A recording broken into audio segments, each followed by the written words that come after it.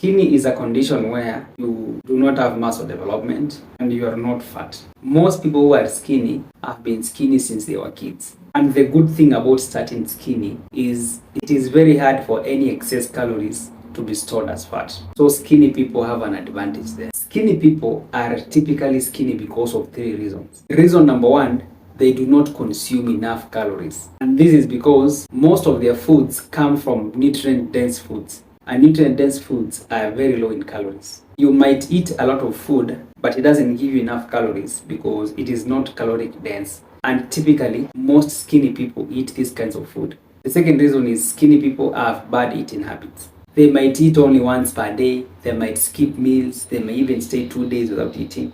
And if you keep on doing this for a very long time, then of course, you will not have any extra calories to grow muscle or to put on some fat. The third reason why someone might be skinny is because they are high NEAT respondents. That means they burn lots of calories through fidgeting, walking around, tapping the foot on the floor. Such kind of things, given a very long time, can have an effect on how you're going to look like. And these are the reasons why someone might be skinny. So what should a skinny person do? Another advantage for being skinny is what you need to do is very straightforward. A skinny person needs to bulk, and that is the first step. If they do it the right way, they can expect to gain about 1 to 2 kgs per month. And that leads us to diet. The first thing you need to do is you need to estimate your maintenance calories. This one depends on your activity level, but let us just go with 33 calories per kg. That means you take your weight and you multiply it by 33. The number you're going to get is your estimated maintenance calories. That means if you keep on eating those calories, you're going to remain the same. And chances are, that's how many calories you've been eating in the past. Remember, it's an estimation. We are not really sure. But we also don't need to be sure because it's going to change in the next few weeks. The second step is to calculate a surplus. You are going to take that maintenance and you are going to add 10 to 15% in surplus. And that will give you the amount of calories you should eat daily for you to start bulking. The third step is we need to come up with a macro split. That is protein, carbohydrates, and fats. For protein, you need about 1.9 to 2.8 grams per kg. Anywhere in the range is okay, but since you're bulking, then I would suggest you go for the lower end.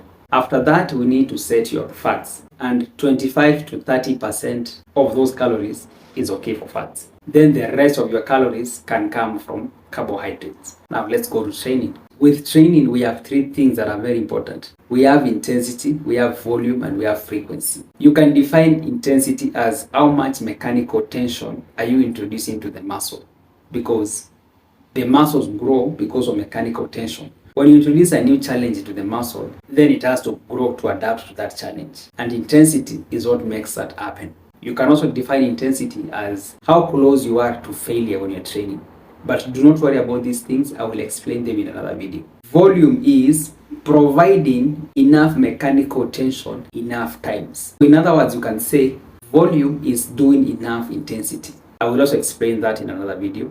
Then the last one is frequency. Frequency is providing enough mechanical tension enough times, then multiple times across the week. This means the more you train a muscle group per week, the better.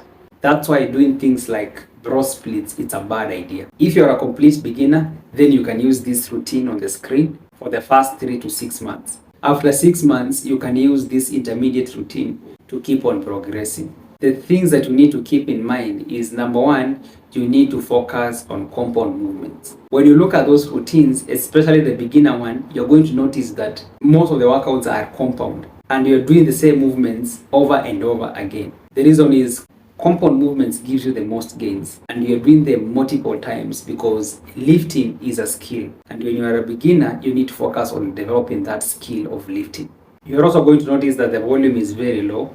And the reason for this is volume is very important, but you only need to do what you can recover from as a beginner. As a skinny person, you're going to use these routines and this diet plan, and you'll keep on going until you reach 15 to 16% body fat. The table on the screen is going to help you estimate that. For most people, the measurements of their waist corresponds to their body fat percentage. If you take your waist measurements and you divide them with your height, then multiply them with 100, the number you get can give you an estimate of your current body fat percentage. Use that table to find out. When you reach 15 to 16 body fat percentage, then you're going to cut for 6 to 12 weeks, after which you will be around 10 to 11% body fat. Then you're going to bulk again to 15 to 16% body fat. To become muscular, you're going to repeat the same process over and over again until you reach your goal physique.